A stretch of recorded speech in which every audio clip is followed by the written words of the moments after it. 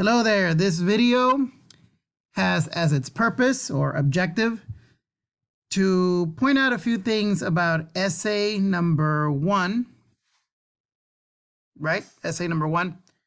That essay is due this week, here toward the end of week 6. If I'm not mistaken, that's October 3rd, Saturday night. Okay. So included in this explanation will be how to turn it in. And in fact, I'll start with that, where to find it.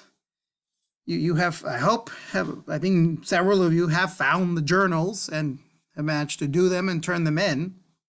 I wonder if some of you haven't, because some people have simply did not do them. The on-time deadlines came and went, and then the late deadlines also came and went. And so there are some people that didn't do the assignments. So, okay, essay number 1, everyone needs to do it, including those who did not write any journals or only wrote 1 or 2 out of 5. And so we need to know where to find those. This I'm using the site for English 100 V05. This also applies to those of you who are in the V06 section of the English 100 course. So let's see, let's start by going. Probably a good place to start is, as always, the course syllabus. Course syllabus up here, right? Go to, and let me point out that if you have this really big, which is good to have sometimes, I like seeing it big or far away, or you simply want to focus, that's good, zoomed in. But I'm using, I hold down Control and then minus on my keyboard. And I think there are other ways to do a right click. If you do a right click, can you go to the, I'm struggling to find the zoom through a right click. All right, well, the way I do it is I do Control plus to zoom in, Control minus to zoom out, and zooming out enough that this menu on the right doesn't disappear. Here's a topic outline. Or you know what, before that, course requirements. Course requirements. Grading criteria. How are you graded in this class? Well, one of those things, the most important thing I would say in this class, look at that, 45%. That's almost half, right? Almost 50% of your grade it will depend on how you do on the essays. This class, I hope you can see, has very few tests. I know the first thing says attendance quizzes, but are those really quizzes? Those are really not quizzes. That's just an easy way of me seeing that you attended by you doing something, right? The answer is always true, right? To that attendance quiz that you take once a week. So is that really a quiz? Not really, right? Yes, in the form of a quiz, but not in the sense of quizzing you over material that we've covered in the class. Certainly not, right? And these other assignments, all the Connect assignments, those really aren't, I'm sorry, not Connect. Forgive me, I was thinking of another class, but in your class it's called Launchpad. You've got these tutorials, really learning curve grammar tutorials. Are those quizzes or tests? No. Journal assignments? No. Discussion board assignments? No. Essay assignments? No. You do have a final exam. One of those parts of the final exam is an essay. An essay worth 10% of your grade. So that's not really a test when you think of it. It's not even a timed essay where you have to do it in 50 minutes and then turn it in. No, not even. It's so you get several days to do it. And then there finally is one little test there at the end of the semester that in many cases doesn't even matter. I'll tell you why. In many cases, the student already has an A in the class, and no matter what he or she does, we'll still have an A with or without the final exam. So in some cases, I might just say, you're exempt from it, right? That might happen. I might send you an email saying, you don't need to take it. You already have an A. It cannot go lower. So really, this is not a class for tests, right? But if you want to consider anything to have the importance of a test, it is the essays. And if you really want to look at it as a test, it isn't. It's a take-home test, right? And you had several weeks to do this test, and we've been doing it little by little, piece by piece. I worry about those who didn't do the journals, but you can still be all right. You can still write a good essay. And this video, I think, can help you with that. But those of you who have been writing the journals, and there are several of you, most of you, have written journals, you've been writing this essay piece by piece, and I gave you feedback on it. on those pieces. All right. The essays have the importance, the weight of a test. All right. So each one is worth 15% of your grade. 15 times 3 is 45. If we throw in this other essay, which is a final exam part, then now we get to 55%, right? So a little bit more than half of your grade in this class is based on how you do on essays. All right, so we're on essay number 1. Oh, by the way, notice this. See, all 3 are graded. I know I drop some grades for other things, for other categories. For example, those Launchpad assignments, out of 13, only 10 get graded, the top 10 scores. In essays, I don't feel I should do that. I don't feel I should drop one of the lowest grade. And especially since you are allowed to rewrite each one of them. There will be a rewrite opportunity for each one of them, okay? I have seen this though. Please do not take that to mean that, oh, I can just write whatever, turn in whatever, and then I'll do better on the second draft. You know, maybe that might happen. Let's say you have a bad week, like this week, I think, and next week, which is this week and next week, you know, on time and late deadlines. And then everything falls apart and you're not able to turn it in or to do a good job on it, whatever you do turn in, then you can take comfort in that later on there will be a final draft that you can write and you can earn your score there. However, for most people, if you're not in some kind of terrible, and who's hoping for that, right? None of you are hoping for a bad situation. I don't want to go through bad things just so I can get an extra week on my essay, right? Certainly not, right? How silly, right? What a silly thought. So the point is that you know, most of us, life will not completely fall apart and we will be able to write our essays, right? Or you will. I already wrote mine, right?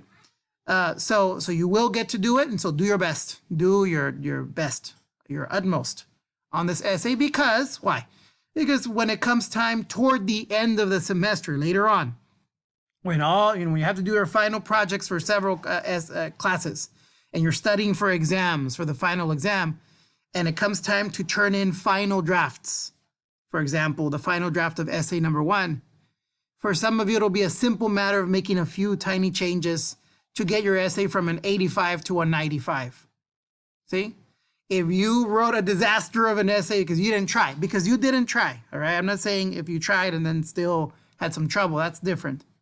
But if you wrote a disaster of an essay of one that was incomplete, mostly that's what I'm saying, because you simply didn't care at this point, well, let me warn you about, what's it called, Murphy's Law, what can go wrong does. And I feel this, I don't know, I won't go into more philosophy or anything, but simply stated, sometimes when that happens, when we finally supposedly get the time to do what we didn't do before, something else happens then too. And it's happened to me many times. And unless you're really, really lucky, you probably won't be exempt from that. So do the best you can now so that you don't have that pressure of doing very well in the last 2.5 weeks of the semester, which is when the final drafts, when you'll be working on final drafts of the 3 essays, all right? So there it is, do the best you can. There's the essay. If we go down to topic outline, we've been working on the discussion, the 5 journals for the essay, and so on and so forth. Let's scroll down to week 6, right? Notice essay number 2 is available. So we're starting on essay number 2 now, okay? But that's the next essay. Essay number 1, there it is, due on October 3rd, right? And I think that's a Saturday. Let me not be misquoted here or say the wrong thing. There it is, Saturday the 3rd, right? In September, but there it is, October 3rd, 11:59 p.m. Please do your very best to turn it in on time, all right? So in a few instances, and not just this semester, in previous semesters, and I've taught 16 years, some students, but let me say it this way. I think I've been using Blackboard for about 5 or 6 years. And so when students turn something in electronically, right, there's usually an on-time and late deadline. That's how I've usually done it. And sometimes people, there they are, the last hour of the late deadline, which in this case would be October 10th. And there they are, the last minute, and something goes wrong with their computer. They write me and say, something went wrong with my computer. I go, I'm sorry about that. That's terrible. And I mean it. I'm not being insincere. However, something went wrong on the late deadline. The time for things to go wrong is on the on-time deadline, right? And of course, Can we control what goes wrong? Of course not.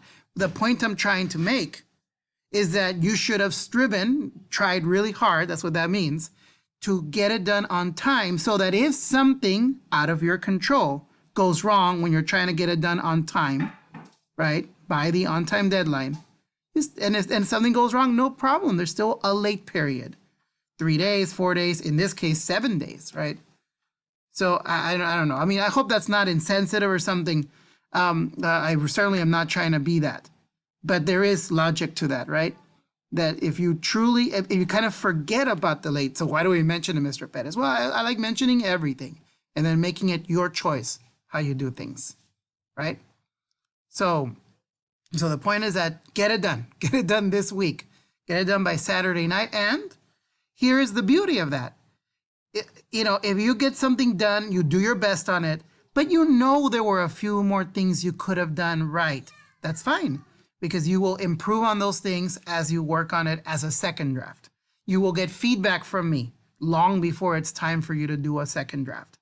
And so you'll get feedback. I'll say what you really have to work on. And so, for example, let me say one thing. We should always try to use good grammar, good punctuation and all that. But that isn't the highest priority on the first draft. Think about that. That's not the highest priority on the first draft. The message, in other words, making sure that everything that you want to say is in every paragraph. That's higher priority than having perfect commas. So I would strongly advise you that you don't spend 30 minutes on every sentence, right? Changing your mind 10 times about where to put the commas, right? Do the best you can according to your knowledge and ability. But that would be a concern more for the second draft than for the first, all right? So that should help you spend your time more wisely. Spend it on the message, okay? Rather than on the different things you want to say than on it's kind of like clothing, right? What clothes am I going to wear? Well, for your for some speech you're going to give. That's wonderful, but have you prepared your speech, right? Okay. So the point is that's more important than what clothing you're going to wear. Grammar is like clothing in many cases, especially things like commas. That's more like clothing. Less important, but less important. All right, so there's another piece of advice, how to get it done on time. All right, let me just go back to this big schedule here. If we look here, let me Control+ to zoom in a bit to make it bigger. Here we go, Essay 1, first draft. It became available on I think that's the 3rd day of class, back on week 1. But of course, we started doing the discussion, the journals, beginning that week. But now it's due, October 3rd, right? 11:59 p.m. Remember, late deadlines are not shown on this master schedule or on the syllabus, but they are shown other places, which we're going to look at right now. We're going to look at right now. Okay, so let's go to course content. And here in course content, let me make a switch here. I'm going to switch to student preview. Okay, I'm switching to student preview. You of course would not see this orange bar up here. Only I see that. So that what I show you looks like what you will see. Okay, so I've switched. So course content. And really, I think that essay, yeah, the essay assignment, the one folder, I think it's in several pages, all right? But let's look at the one where it has the deadline. So what I showed you there, in the previous week, you could see kind of that it was in the ongoing assignments due during a later or future week, right? So notice they said there, okay, this essay isn't your assignment for week 5. It's not to turn it in now. These other things were for week 5, right? But be advised that this will become something due later on, and that later on has come, all right? Because here, week 6, we are in week 6, and so we have now the on-time deadline for essay 1. And I know, as I say that, we're all looking at essay 2, right? Because essay 2 has begun. So what we did for essay 1 back on week 1 of the semester, we're doing now for essay 2, which will be due later on in the semester, about 4 weeks from now, I think. I'm not sure, but who cares? We're not looking at right now. We're talking about essay number 1. I'm just saying that because on week 6, please don't get confused. There are lots of things. Essay 2 is starting, but SA1 is kind of finishing, right? You are finishing it. So the first things I put on there relate to SA2, right? But when we come down to the end, to this ongoing assignments, well, SA2 is there, right? You need to start, SA2 has started, but okay, finally, here we are. Assignments due this week. So there it is. There's a journal for SA2, right? And it says right there, SA2. But here is essay number 1. All right, so finally, okay? So again, say, well, how come Mr. Perez has all that stuff for SA2? Because it has to be there. We're starting that. But the culmination, meaning the ending of this process of SA1 is now. It's week 6. The deadline is October 3rd. Although for some of you, the ending process will be October 10th, right? If you did your best to turn it in this week, but then couldn't, then maybe you'll turn it in October 4th, October 5th, October 6th. You know, even if you're late, the earlier the better. Or all the way to October 10th, which would be on week 7, next week, right? Another thing, I grade them first come, first serve, by the way. So the person or the people who turn it in on the and even by the minute, on Blackboard, I click on something and it organizes them by date and time turned in. So if you're the very last one to turn it in, you will be the last one. That essay will be the last one that I grade. Okay, and that's only fair, isn't it? Right? So the point is that turn it in on time or not so late so that you don't end up at the back of the line. Because I think this is what I'm going to do. When it comes to this first draft and all first drafts, I will grade all of the on times first for all 2 of my classes. I have 2 of these classes. So I will not grade the late essays for this class until I grade the on-time essays for this class and for the other class. And so all late deadlines will be in the back of the line behind all the on-time essays. Again, that's only fair, isn't it? Right? So again, do the best you can to turn it in on time. Someone yesterday, I went to a training for my second job yesterday. Went to a training. No, we can't go to any trainings these days, right? I took a training online for my second job. And we talked about different cultures, right? The US has a punctuality culture, okay? And that's what we value. I cannot do it differently.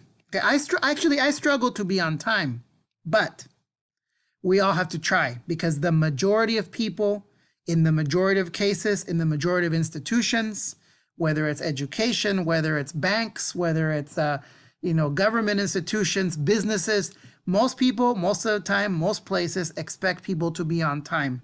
And there are financial penalties. We're not talking about points here. Who cares about points? Points only matter in school, people, all right? I don't care about points anymore. Now I care about money, okay? There are financial penalties for being late, right? When we turn things in, right? When we make our payments late, etc. That's when it really matters. And yeah, money doesn't matter as much as other more important things in life, right?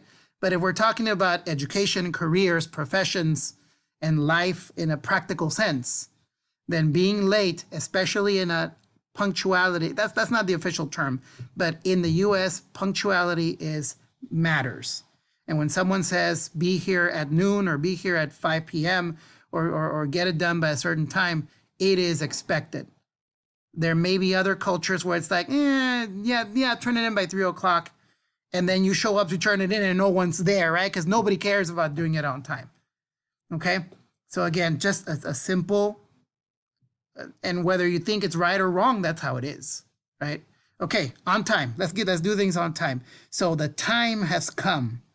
And there are other things to do this week, all right, as well. But the time has come for essay number 1. And of course, you all, you decide what to do when, right? You notice that, I only have time to do one thing. I can either finish my essay this week, or I can work on my essay 2 journal assignment 6. I look at the on-time deadline for that one, the late deadline. And so then you start arranging things when you will do them so you can get everything done either by the on-time deadline or by the late deadline, right? If you can't get both of these assignments done on time, one of them by October 1st for essay 2, and then one of them by October 3rd, which is essay 1, the final product, then just do one of them and then do the other one late, right? But make sure you understand when each thing is due. And remember, 11:59 p.m. is the time on whatever date it says here, assume 11:59 p.m. I was a little inconsistent in some places. I wrote the time, most places I didn't, but it is 11:59 p.m. Forgive the inconsistency, but it is 11:59 p.m. every single time, unless I say otherwise. Okay. All right. So click on essay number 1. And that takes us to the folder for essay number 1. And I can see some stuff here. Many things are here. The discussion, there's a really nice introduction to the essay here. It's a PowerPoint that's a video, but let's actually click on this one, which is just the PowerPoint. So let's click on that because it shows the overview of essay number 1. I hope this is the first thing you looked at a long time ago. Okay? And that maybe you've looked at it again. And because maybe some of you forgot about it or haven't looked at it again, this is why we're looking at it now as part of this video presentation. We can just click on it and get to each slide, or we can actually, on the keyboard, I would press the F5 function key on here. Oh, first let me do this. Well, I mean, I'm not going to change it. Actually, slideshow, right? Slideshow from the beginning. Introduction to essay 1. Oh, I got distracted by the video time. So far, I've been doing this for 21 minutes. And I was surprised, why is it 21 minutes? This video is only like a minute long because I didn't click on the video, right? I just clicked on the slides that don't move. So I've got to hit the space bar or click on the mouse or something. Essay 1, hobbies or pastimes, right? A hobby or a pastime, something you do generally for fun, usually not for money, right? And so something specific you do for fun. And it's something you do recurrently. I know that I think I mentioned this in other videos. There was someone who wrote about one trip. I think it was an experience going to Disneyland or Disney World or something like that one time. That's not a hobby or a pastime. It might have been fun and meaningful and wonderful, but it was a one-time deal. Another person wrote about traveling as that person and that person's family's hobby or pastime. That's different. That's fine. Because the person who wrote about traveling as a hobby or pastime, and in the essay, it was clear in the paragraphs that the person turned in, that student turned in, it was clear that it was something that happens more than once. It happens all the time. I think more than once a year. So that person said they felt very grateful and fortunate to be able to travel often, right? That sounds like a hobby or pastime, okay? But not the one where you describe one trip or anything. Any one experience that happened one time is not a hobby or a pastime, okay? So 600 to 1,200 words long. I remember in the journals, I kind of gave some suggested lengths for the introduction, suggested lengths for your introduction plus body paragraph A, but those were just suggestions because what matters is when you put all those 5 paragraphs together, now it needs to be at least 600 words long and not more than 1,200. Paragraphs, introduction, 3 body paragraphs, A, B, and C, right? Related to the hobby or pastime, and then a conclusion paragraph. I'm inconsistent here because I put introduction, but didn't put the word paragraph on it. And over here, I put everywhere else I put paragraph. They should say introduction paragraph, right? But it's clear enough from the journals we've done and all that, and in my samples that I meant paragraph, right? So here are some requirements, and I might go over this on a separate video, a short separate video, in which I just focus on setting up the page. So I'm not going to do that here, all right? But there will be a second video that will show that, okay? Here are the assignments. So here we are, right? We're at the first draft. Oh, I clicked on the mouse intending to highlight that, but I can't do that on a presentation. So first draft, that's where we are. But you might be thinking, Mr. Pettis, my essay is done. You're probably right. Those of you, if you wrote the journals, your introduction paragraph is done, the first body paragraph, which is body paragraph A, body paragraph B, body paragraph C, and the conclusion. You're right, your essay is done. Put it together. and turn it in as long as it's right. I give you feedback. And some of my feedback basically in some cases in the feedback for one of your journals or more than one, it basically implied you needed to start over in some cases. In other cases, you needed to fix one part or add something that was missing. So not start all over. So you better not turn in, as your paragraphs, things that I told you to change first. And please do not be deceived. I wasn't trying to deceive you, okay? But don't be deceived by the score of 100. If you scored a 100 on your journal, that doesn't mean you did it 100% right. And not even 90% right. There are journal assignments in which students scored a 100 that were really, had I graded it, I don't want to say honestly because I'm not being dishonest by giving you 100. I'm not. But if I had graded strictly, let's use that word. If I had been strict with the grading, it would have been more like a 60 or a 50. And so why did I even do that? You say, well, sir, you should have just put a 50 or 60 so it would have been clear that my paragraph was terrible. This is why I did it this way. And it's not just because I'm a nice person. I don't like doing things because I'm nice, all right? There needs to be something deeper and more substantial than being nice. Sometimes people do bad things to be nice. I don't do that, okay? So by giving you a 100 for something that wasn't quite complete, I wasn't being nice. But I have a philosophy that the work that comes before the final product is preparatory work.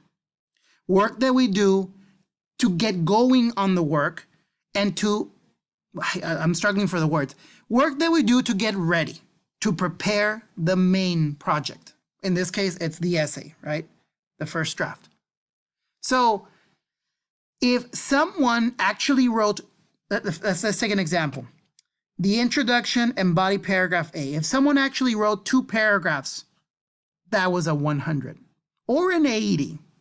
If several things were missing, it might have been an 80, right? If lots and lots of things were missing, it became a 50. But there were several hundreds in which they were just, I wanted to keep the 100. I'll leave it. But it still needed a lot of work, and I gave feedback. So don't just look at the number. You might be satisfied with an 80, but an 80 might have been a 40, right? It might have been a score of 40 or 30 had I graded it strictly. And a 50 might be just about right, or it might have been a 0 because the student did basically nothing right. Put stuff on the page. I'm not saying all the 50s were this, but in some cases, the student did something. And so maybe I am kind to some extent and didn't want the grade to suffer too much. But again, going back to my philosophy that it's work that you do before you actually do the real product, which is the essays. So I didn't want to put too much stress on your grade before the essay. But on the essay, I'm going to grade it strictly. Okay? I'm going to grade it for real. It's not going to be, it's preparatory. And I'm not going to say it's preparatory for the final. Well, kind of, right? But what if something happens and you get really busy at the time of the final draft, and then really the time you had to do it was now, right? So I really am not going to bank, as neither should you, on the fact that, you'll fix it during the last 2 or 3 weeks of the semester.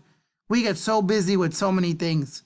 I wonder if some of you will get jobs at stores, etc., selling things, because of the seasonal jobs. Who knows? That's what usually happens with COVID-19. I don't know if that'll be different, but I think people will still buy stuff, right? And you'll buy stuff, right? And sell stuff, and we'll sell things at stores. So that's when you get those jobs, those seasonal jobs. They hire extra people, right? But you're working on an essay that you didn't really work on now, right? When there aren't seasonal jobs. So again, maybe I say too many things, but I think of everything, okay, as a teacher and as a student, as a teacher of students and a former student, right? I think of everything. Think of everything. Do your work now. Now is almost always better than later, okay? Later is problematic. And so what was I telling you here? Feedback. If you had 100, that doesn't mean you had 100% right. and there's still a lot you need to work on. 80 the same, 50 even more so.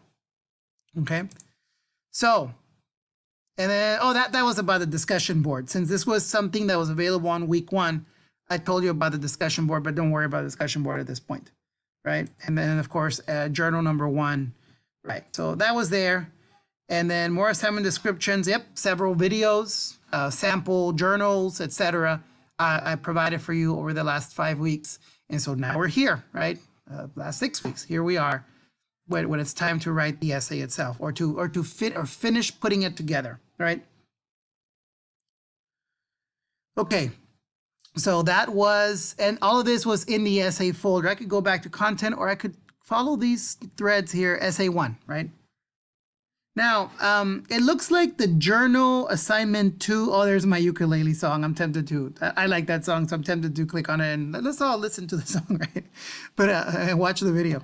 But no, the journal, I noticed that the journal 1 and journal 2 assignments disappeared, right? But I didn't make the journal 3. Actually, they did disappear, right? The instructions for all the journals went away, all right? But I left the tutorial videos for journal assignments 3, 4, 5, and 6. I think that's a good thing that I did that. Because if these are the journals that have the paragraphs, that's why I did this. So yeah, journal assignment 3 has the, oh, we can just click on it, right? It has the introduction and body paragraph A, right? Right, so not only do you have the video, but you also have the sample. And then journal 4, that's where you were supposed to write body paragraph B, body paragraph C, and this is the sample and the video. You can click on it there. And then journal 7.5, the easiest one. Most people scored. Hello, students. The purpose of this video. I clicked on the video, but yeah, this is the conclusion. Not to be confused with that concussion, right? Okay, so that's the conclusion. So I left those there for that reason. Journal assignments 1 and 2, that's how to do like lists and outlines. Maybe those are valuable, but not as valuable as these. So I left those there. And of course, there is the first draft. This has been there from the start, students. It's been there from the start, right? From the start, you should have known, and I've emphasized it in videos. I've said, I know I've clicked on this or come to this part and say, make sure you read all this so you know where the individual pieces are leading you to. So here is the sample, right? Here is the essay that I wrote. My introduction, body A, body B, body C, and the conclusion. You're like, oh, I've already seen this 10 times. Yeah, all right. But some of you saw it 10 times and then your journals weren't like that. Your paragraphs weren't like mine. And I don't mean exactly like mine. I don't want that. Exactly like mine. But I didn't have the structure that was asked for in the instructions. There are the instructions. I wrote my essay based on these instructions. Had I not had these instructions, I might have written it differently, in a different order. Fewer words, more words, all right?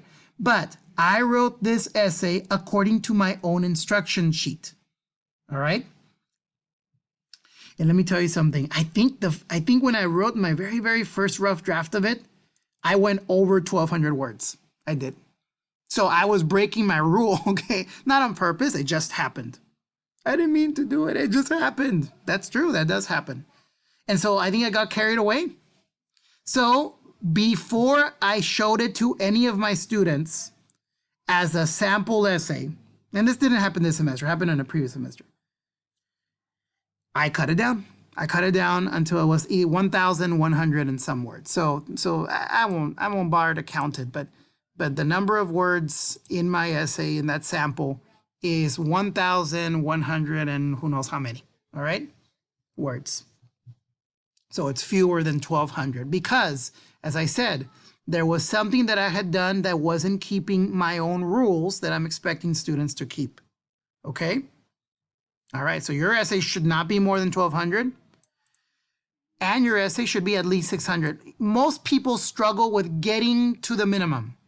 A few students struggle with keeping it, like I struggle, to keeping it. So I would love to do this video in 30 minutes. I can't, students, I can't, okay? You're like, well, Mr. Perez, cut out all the little extra comments. I'm sorry. I don't know. Maybe the little extra comments keep me alive. I hope they don't bore you. They keep me like awake while I'm making these videos. And plus, I'm being sincere. You know, when I see a connection to something in life, I point it out. All right, maybe I should change that, but I'm not changing it right now. So the little comments stay for now. Here is the intro. Here is the structure, okay, of the essay. This is the structure that I followed. Okay, don't forget the conclusion. There it is. Let's look at some of this. Your essay will be about one. I think some students, there were several people who ignored that for several weeks.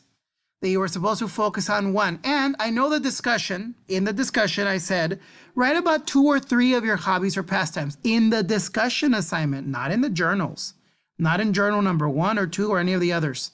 And some of you took a long time to finally get rid of the other hobbies you had talked about in your discussion and just focus on one, right? Something you do for fun.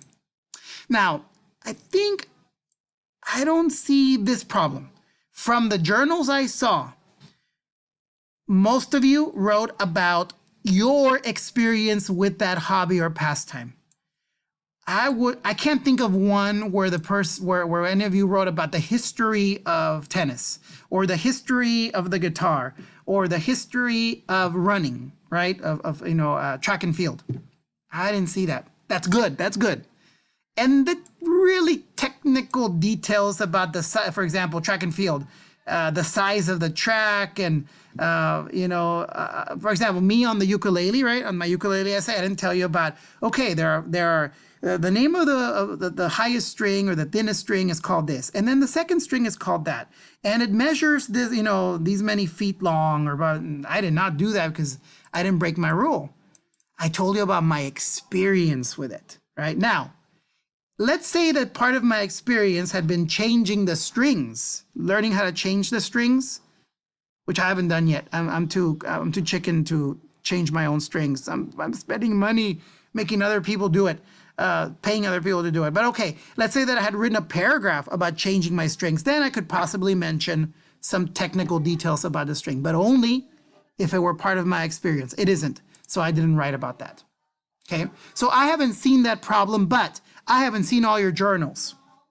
For those of you who never did journal assignments, didn't turn them in, but now you're going to write the essay, okay, good.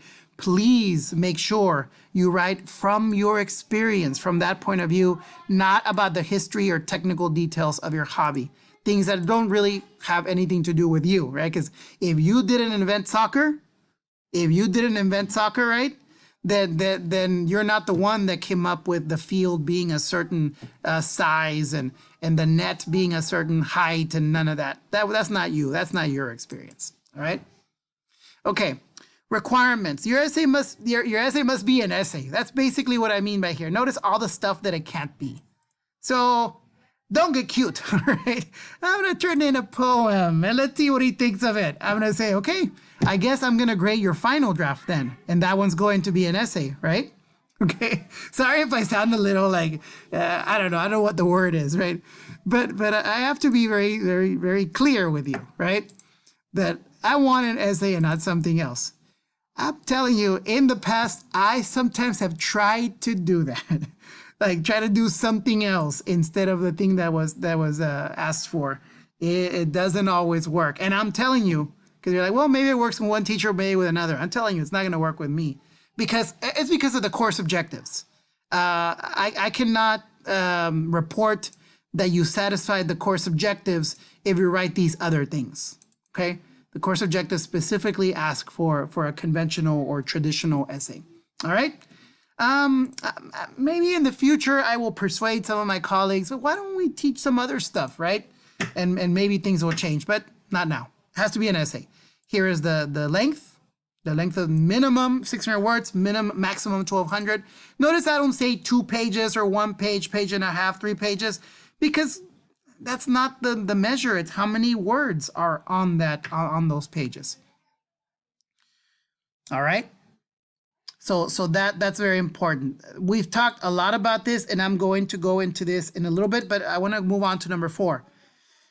You must not use any sources. As far as I can tell, I haven't seen people do that because you're not supposed to. You're not supposed to use the internet in order to write your essay. You're writing about your own experience, so don't do any research. You don't need to, and I'm not allowing you to. All right? You might be tempted to do that. Don't. So especially those of you who didn't turn in journals, don't do that, please. Do not use any research to write your essay, especially since you don't need to find out the size of things and the first year that the trumpet was invented. If you like to play the trumpet, you don't need to tell me the trumpet was invented in the year 1325 by some monks over in France, right, or in Spain. No, nobody care. I don't care. I don't care when the trumpet was invented. Okay, I care about your experience with your hobby. If it's that's playing the trumpet. All right, for example. You must not use any sources, right? Don't do research. And you must not plagiarize. Guess what? If you don't use sources, you're not going to plagiarize. There's very little chance of getting in trouble because you're not going to be, saying what you found on a website, right? Or in a book, anywhere. So you're not going to get in trouble as long as, if you keep the rule number 4, you're going to keep number 5 and you won't get in any trouble, right? Because trouble will lead you to a 0. When I find out, and I usually find out almost always, I can smell plagiarism, like copying, cheating. I can smell it a mile away. My bones start to ache because I'm a little bit older now. But even when I was younger, something happened inside of me. Like, I'm smelling it. I'm feeling it. Is it rain? Is there going to be rain? No. Someone plagiarized. Yes. I'm sorry. I'm being silly, right? But really, I can spot it. Okay. And I have a Safe Assign. All your essays are checked by the Safe Assign tool, which will show that there was plagiarism. I'm going to talk about this you thing later. Okay. And I'm not going to emphasize it too much, but if you have the word you, and by the way, in your journals, you have a lot of word yous, cut them out and change them. The main thing is I. Right, I play the trumpet, and these are the benefits of playing the trumpet, or these are the 3 times during the day when I play the trumpet, right? Right, or if it's my family, we always, like that one about travel, we always travel. We travel 4 times a year, right? And whenever we travel, it makes me very happy, right? See, first person, that's the main point of view of this essay, or third person. Some of it will be third person, right? Let's say you're talking about soccer and you're saying, I really love my teammates. My teammates are what make playing soccer an awesome experience. My teammates are just rocks, and pillars and people that I just couldn't survive with in this life, right? Or when I'm right now in college or whatever, right? That's third person. Were there any yous in there? No, right? I love soccer and I love my teammates. They are wonderful. First person and third person. If you tell me when you play soccer, you feel really good, I'll tell you, no, I don't. Okay, I mean it. I'm gonna tell you, I'm gonna, how people scream at the TV or at their computer screen? I'm gonna scream at the computer and say, no, I don't. Or how do you know that? How do you know that I feel good? You're calling me you, right? I know you mean in general. It is an informal thing to use the word you to generalize for everybody. It isn't grammatically correct though. And here's the thing, I do it too. I use the word you in the general sense to cover more than one person. But that's informal and no one needed to teach me that. I learned that from listening to people do it and then I doing it too. It is harder to write in first person and in third person, and you're less used to it. We are all less used to doing that. That's why we need to practice it. That's why it's part of the course objectives, part of the grammar course objective to use third person and first person and minimize the use of the second person. So there's nothing wrong with you, obviously, and there's nothing wrong with the pronoun you. Okay, and your and you'll and all those. But we're not going to use it here. Obscene language, I personally don't like obscene language. I'm against it. Okay. I feel obscene language is violent. All obscene words are violent. Even if you don't mean them violently, you are using a violent word just for fun. You are using, some people use the violent words of obscene language to say nice things. I'm like, golly, if you're saying something nice, then use a nice word. Logic, people. So again, but that's your business, the language you use outside the page, okay? On the page, I don't want to see it. And not because of my personal preference. That's not enough. But because obscene language is often used as a crutch. A lot of people use the F word when they really mean something else. And you know what? For those who want to be angry and express anger, there are many other words to express anger more clearly, or that you're upset, or that you disagree with something. For those who want to express that something went wrong, they often use an S word when something goes wrong. There are many other words that can be used to express the fact that something just went wrong, or that you hurt your toe, or you know what I mean? So as a grammarian and as someone who wants to improve your vocabulary, and I don't mean that in the moral sense, although that would be good too. Less violent, with fewer violent words, there is less violence in the world, and that makes it better. But in the strictly grammatical sense of vocabulary, use the words you actually need. And if you don't know them, learn them. Use a dictionary. If I used to be Spanish dominant, okay, now my dominant language is English. But when I was Spanish dominant, I would look up words in English, all right? And I still look up words in English. And when I need Spanish words, and it's not my dominant language anymore, it used to be, I look up words in Spanish. I'm like, oh man, I love the way, I like soccer. And so I watch commentary shows about soccer on channels such as Televisa, TV Azteca. I watch it on ESPN Deportes, right? And all those different channels, Fox Sports in Spanish. And I love the way those people talk. They have such advanced Spanish vocabulary. So I look it up. Look up good words. Don't use your crutch, obscene language words. They do not belong, in my opinion, anywhere. And they certainly do not belong where it matters to me, where I actually have authority, okay? I have authority over these essays. They do not belong in these essays, except in one case. And that would be if you really feel, if you're going to say that someone always says something, like my dad always says blah, blah, blah whenever this happens, right? And you really feel that to express that idea, you need to say what that person says in the real word and not in some euphemism, which means some other word to change it, then go ahead, all right? I personally would still avoid it. And I mean me, my own personal decision. But if I see that that's the decision behind it, and I can tell, then I'll let it go, right? Then it won't count. It won't count like something where I'll take points off, or where I'll say, you know what, next time change this word to something else. I won't. There's a secondary thing, which is slang. And slang is in a different category. It's not violent or anything. But like the word stuff, I know I've used the word stuff. I use it in these videos sometimes.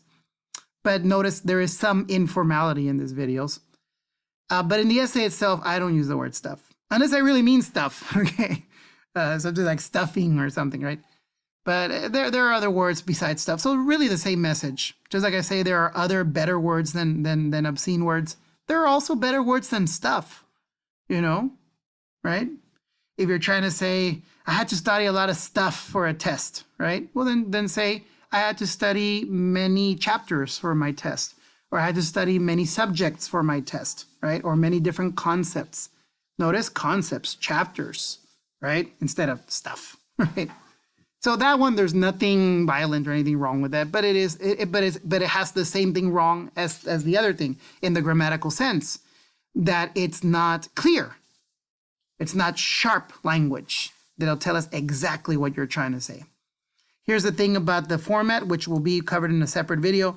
And please do not include images, charts, graphs, or anything else. Those things are useful sometimes to kind of supplement the things you said in words. But let's not do it for any of the essays in this class.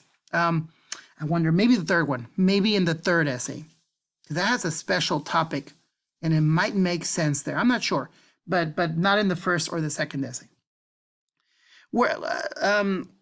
Let's see how to submit it. The method is Word document. It should be a document. For the journals, you could type it in the little entry message box, and the essay also has a little entry message box where you can type it in. Please don't.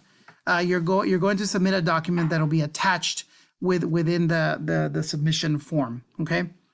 The due date, we already looked at the due date and all that, and different places where you can find it. And I showed you where to find the late deadline, right? So it's October 3rd and October 10th. So that is, notice a very careful, I really carefully looked at essay number 1 with you, okay? So I mentioned that there would be a video about this. We're gonna call that actually part, what do I call it? Part 3, all right? This right here is part 1. And so this is the end of part 1 of this final look at essay number 1. In part 2, I will continue with looking at this, looking really carefully at this with you, okay? And then moving on to looking at the sample, and with the knowledge I gained, with what I learned from looking at your journals, right? And the feedback that I gave you, I'm going to give the most important problems to avoid, right? So you can maximize your grade. And the most important things to do right to maximize your grade. Okay, that's what will happen in part 2. Bye.